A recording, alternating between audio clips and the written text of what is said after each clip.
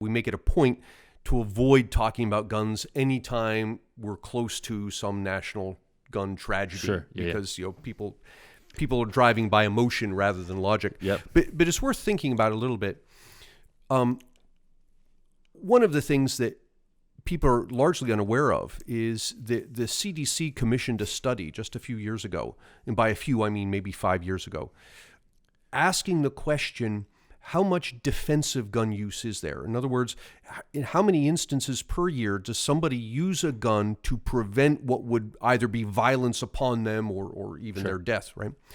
And as you can imagine, the numbers are very hard to come by. So you get this range, a huge range, from something on the order of 50,000 a year up to 1 million a year, something like that.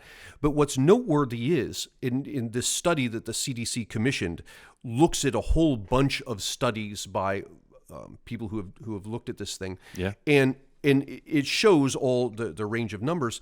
At the low end, in the worst case scenario, the number of defensive gun uses in this country equals the number of offensive uses, which indicates that if we could wave a magic wand and get rid of all the guns tomorrow, the people who are going to use guns illegally are going to find them anyway. Yes.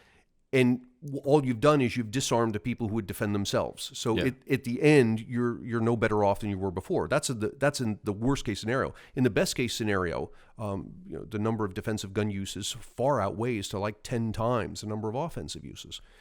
Now, one of the things that people will point to is compare the United States to other countries and number of guns and number of gun fatalities.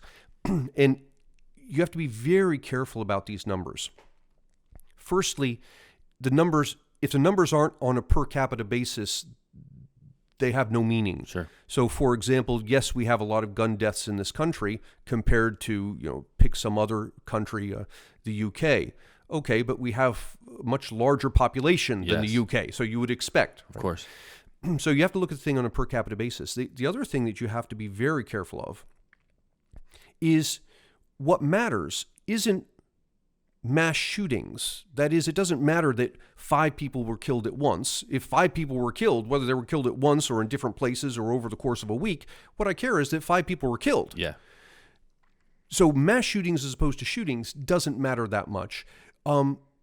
More than that, firearm deaths compared to deaths, in my opinion, don't matter that much. What I really care about is how many times has somebody killed somebody else? That's what bothers me, period. Yep. I don't care whether you used a gun or a knife or a shoe. Sure. If you killed somebody, that's a problem. Yep. Now, if you look at the numbers for the United States, number of intentional homicides per capita, compared to the amount of guns we have, and you do that for all the countries, what you find is the United States is not an outlier all of a sudden. Yeah. It's because the amount of guns that we do have. Right. We have a tremendous number of guns. 400 million, yeah. But the number of intentional homicides per capita is not out of the ordinary. Yes. That makes total sense, actually. And that's not to say, again, it's not to say that the homicides don't matter. It is to say that if you really care about stopping people from killing other people, as opposed to using the killings as an excuse to confiscate guns, if you really care about people killing people, then you should be looking at intentional homicides, and you should be asking the question, well, if they aren't correlated with gun ownership, sure, what are they correlated with? And go after that thing. No, you're right. I had this conversation. Well, it wasn't a conversation. It was and I totally agree with you, because I think it's like, you think about if you did take all the guns away, when's the last time you saw someone like in a gang or a gangbanger go to a gun store, buy a gun that they know they're going to go commit a murder with? Probably never. So all of they're going to, if somebody wants to do harm to someone, they're going to find a way, whether it's a car, a knife. Oh, sure. It doesn't matter. So I had a friend of mine make a post on Facebook, and I never comment on stuff because I don't like to go back and forth. And it was like, America has a problem with white terrorists, or white domestic terrorism, and I'm like, okay, well, so factually, I just didn't think that was accurate, because the vast majority of mass shooters, especially in 2019, are not all white, because mass shootings, I think they clarify or define it as like 3 or more casualties in a public place, not including the perpetrator. Yeah, it depends. There's several definitions, but I think the FBI definition is 3 or maybe 4. Yeah, it's like 3 or 4. So it just like, it really kind of was like, well, my main goal was to like, we don't do this like race thing or whatever. It's like, if someone killed someone, that's a problem. Exactly. Right. Regardless of who did it, how they did it, whatever. And then so a female chimed in, and I didn't know who she was. And then she started dropping words like neo-Nazi and my white privilege and all these things. And I was like, let me think about it. Because I could totally drop some facts and knowledge on her, but I didn't want to go back and forth. So I instead extended to come on my podcast, and was like, you don't know my background. You don't know my history. You're just seeing my profile picture. Right. Have no clue what I've been through or anything. So anyway, so my point though is, it's not the guns per se, but like, I think social media has a major, play in how we have this conversation, because it's you say mass shootings and you just, everyone goes up in arms. It's like they're making it sound like, oh, it happens, it's more frequent than ever, and we act like no one's ever been murdered by guns before. Like, and here it's interesting to look at the numbers, because what people say, we have an epidemic of gun violence. Yes. We don't have an epidemic of gun violence. We have an epidemic of the reporting of gun violence. Yes. And you see it on the news, and of course you see it on the news, because what are they doing? Their goal is to sell eyeballs. They want to sell advertising if they can get you to watch the thing. Yep. So they're going to repeat all the bad news. What you don't see is the good news. Good news doesn't sell. Of course not. But if you step back and look at the numbers, and you can find this from the Bureau of Justice Statistics, the number of homicides, firearm homicides, so forget about homicides, this is homicide by gun, in the U.S. is down 50%, 50% since the 1990s. Yeah.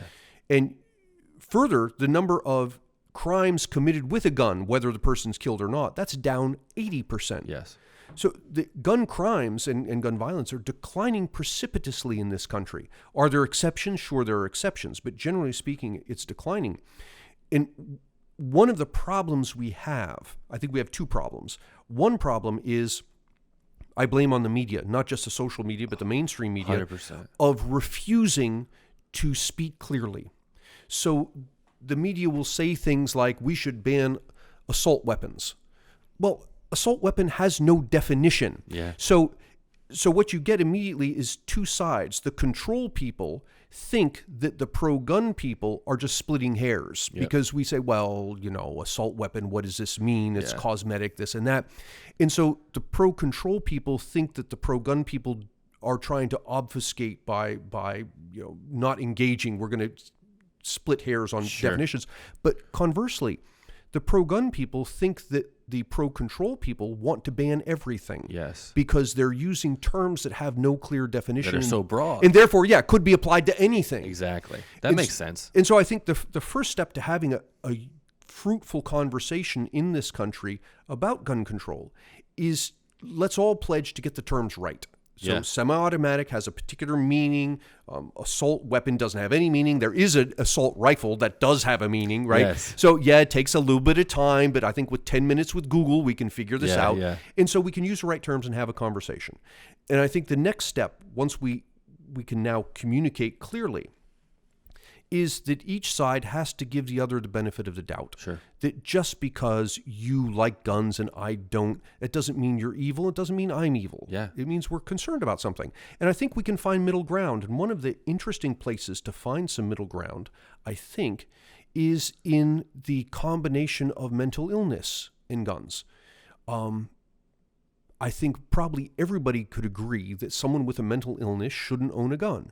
Is that a Second Amendment violation? Yes, it is. Mm-hmm. But we violate all sorts, and the Supreme Court upholds violations of all sorts of rights. Yes. Under certain circumstances. To protect the public. Under certain circumstances, now, that's fraught with all kinds of difficulties of how do we define mental illness, who does the defining. But notice what happens if we can first agree on the terminology so that we can communicate. Yeah. And second, assume goodwill on each other's parts. We can now, for the first time, start to have this conversation. And Is it going to be easy to figure out how do we keep hands out of the mentally ill? No, it's not. No. But at least we've got the groundwork that we can begin to try and work in that direction.